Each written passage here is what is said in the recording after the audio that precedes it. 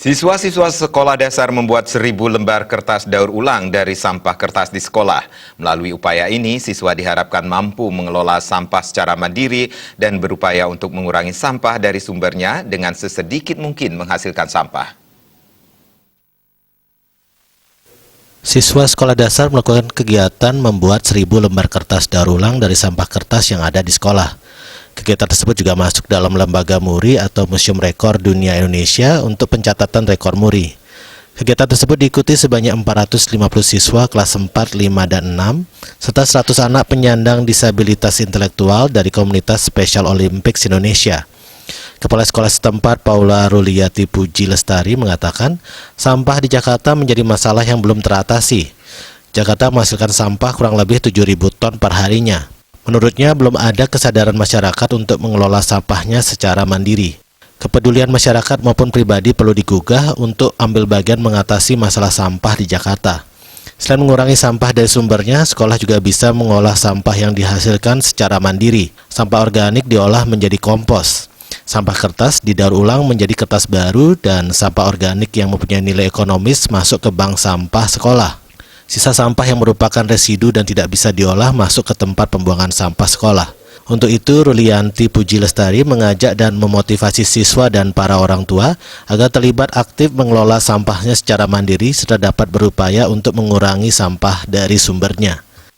Buat 1.000 kertas daur ulang. Kami membuat kegiatan ini bertujuan untuk menumbuh kembangkan nilai-nilai KPKC, keadilan, perdamaian, dan keutuhan ciptaan, sekaligus mengajak siswa untuk bisa lebih peduli mengelola sampahnya secara mandiri. Jadi melalui kegiatan ini kami mengharapkan siswa juga bisa mengajak para orang tuanya, saudaranya yang ada di rumah juga bagaimana ikut juga mengelola sampahnya secara mandiri.